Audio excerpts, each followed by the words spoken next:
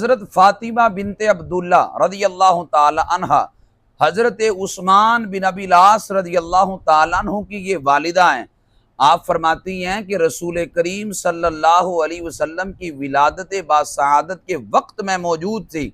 یعنی آنکھوں دیکھا حال وہ بیان کر رہی ہیں۔ فرماتی ہیں کہ حضرت ولادت رسول اللہ صلی اللہ علیہ وسلم، رسول کریم صلی اللہ علیہ وسلم کی ولادت کے وقت میں موجود تھی۔ فرماتی ہیں رأیت البیت حین وقع قدم طلع نورا،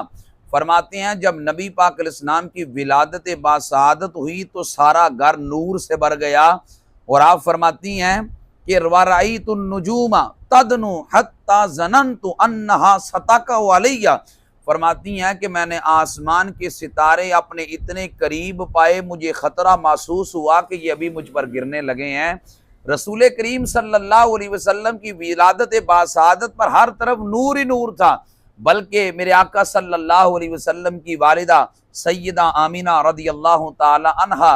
آپ فرماتی ہیں کہ جس وقت رسول کریم صلی اللہ علیہ وسلم کی ولادت باسعادت ہوئی، آپ فرماتی ہیں رأت حین وضعتہ نورا، جب نبی کریم علیہ السلام کی ولادت باسعادت ہوئی تو میں نے نور دیکھا۔ اور بھائی پھر مجھے کہنے دیں، اے سارا نور ظہور حضور دائے، بنا نور کیوں کائنات ہوندی، نہ اے چند تارے کاروبار سارے، نہ اے دن ہوندا نہ اے رات ہوندی، نہ اے جن ملائک نہ نبی ہوندے، نہ کو نہ دی ذات صفات ہوندی، نہ دیوانے یا رب نو رب کہندے جے نہ پیدا محمد دی ذات ہوندی صلی اللہ علیہ وسلم۔